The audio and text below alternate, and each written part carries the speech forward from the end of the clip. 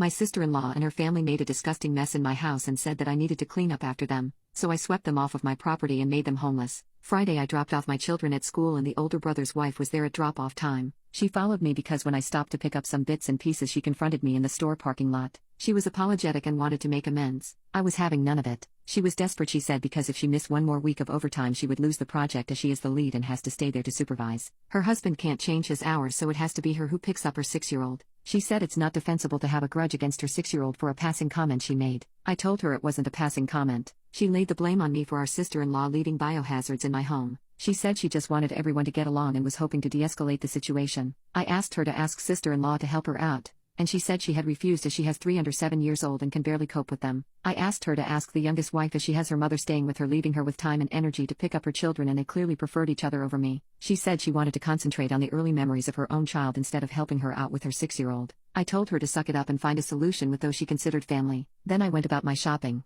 In the afternoon when I went to pick up my little one she was there again, and when we got out of the pickup line she followed me all the way home. So I blocked my driveway by parallel parking so she wouldn't be able to park and harass me at my door. I sent a text telling my husband to let me know when he would be home so I could move the car. Not being able to park didn't stop her as she parked on the side road and came to my house. She rang the bell, but I wouldn't open up the door. She went round the back and knocked on my back door telling me that I couldn't avoid her forever. We were family. I told her through the window as I didn't want her to push her way through if I opened the door, to leave or I would call the police for harassment. She left. In the evening someone rang our doorbell and I went to open it. It was my mother-in-law and father-in-law. They wanted to come inside and apologize, so I let them in. They started by telling us how much the events of the last few days had affected them. Then they said sorry, and asked me to get back to normal. My mother-in-law said that sometimes you have to put up with some negativity from family as life has a lot of ups and downs. Everything can't be roses and rainbows all the time. My husband stopped his mother and said, "Then why do my wife and I have to be the only ones on the receiving end of the negativity? When would they hold his sister and the others accountable for their behavior?" They tried to guilt-trip me into helping out with the 6-year-old as her mother and I had previously been on good terms. I said she lost that privilege as she chose her side. They said would I be able to sleep at night knowing she would lose her job?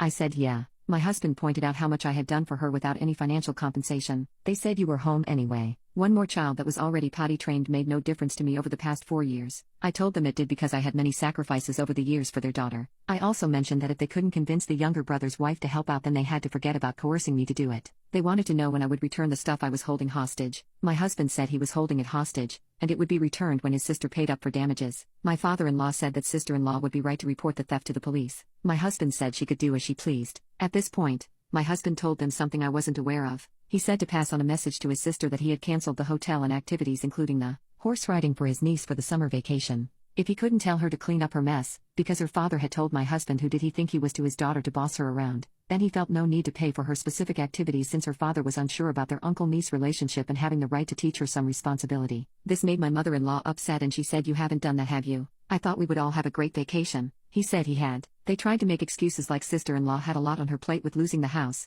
and young children, but I was having none of it. I told them that her life situation was due to her own poor choices and that bringing in a 9th child into the mix was not going to make her situation better. My mother-in-law said every woman had a right to decide for themselves about their family planning. Her body, her choices, and I was not to dictate to her what she should and shouldn't do. I asked her, like you are dictating to me right now, by weaseling your way into our home under the guise of an apology? She said no, it was different. She wasn't telling me to have more or less children as she loved grandchildren. The more the merrier. I told her she couldn't expect me to look after other people's children either. The less stress I had the merrier I was. It also comes under my body and my choice. They turned to my husband and asked him if he was really putting them through all of this because we had decided to be less amiable over a silly thing. He said scrubbing down the 2 bathrooms after his niece and sister wasn't the highlight of his life, as they were stuck making excuses and lamenting over us not joining them for the family holiday and canceling sister-in-law and her family's holiday and ruining the mood for everyone. We told them to leave politely. On Saturday morning we were woken up by someone frantically knocking on our door and ringing the doorbell. It was sister-in-law and her eldest son. My husband told me he would handle it. When he opened the door she tried to push through but my husband blocked her way. She was shouting loudly to let her come inside so she could knock some sense into me. She threw $300 in my husband's face and said to him, "Is she happy now, that cradle-snatching bitch?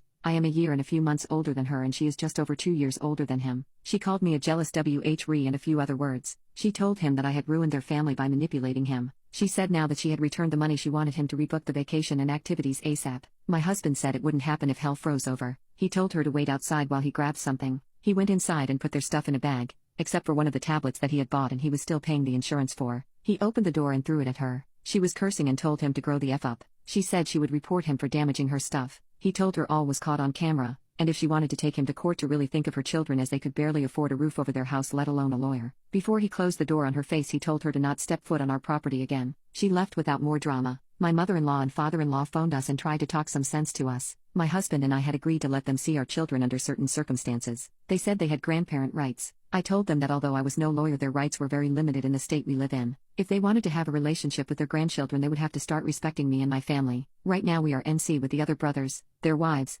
sister-in-law, and her nuclear family. We unblocked them to send a message to them and then blocked them again. If the children of the older brother want to speak to us and spend time with us, it's fine by us. The 6-year-old can only come by if her older siblings are there to supervise her on the weekends when we have time to host them. No more dropping by as and when they wish. If they let their parents use their numbers to contact us, we will block them too. While we were sending messages to everyone and they were unblocked, the older one's wife phoned me and said she would pay me $7.50 an hour for the days I looked after her 6-year-old. I told her no thank you. I'll pass on that wonderful opportunity and good luck to you finding childcare for that amount. She texted me she would compensate me for the last 3 months too to sweeten the deal. I told her no. She begged me to reconsider as she had no one lined up for next week. I told her to figure out her own childcare. She was crying, and I have to admit it was kind of satisfactory. So if I am a bitch for that, I will own it. She will most likely lose her job, but it's not my circus, not my monkeys. The younger one's wife wondered if she could get some help with the baby when her mother went back home, as I had helped the older one. I told her no, that would not happen because I did not want more regrets in life, but when the baby grows up and wants to spend time with their uncle one-on-one, they can come by if we have time to host them. In the meantime, she could ask sister-in-law to help her when her mother left. Sister-in-law and her husband are completely blocked. Their children are on NC list as things are very complicated with their parents. My husband and I came to an agreement that we would go LC with his parents. When they do visit us, they have to follow our ground rules. When spending time with us, they can't mention or advocate on behalf of others, and they can't mention what is happening in our lives to others. If not, we would go NC with them too.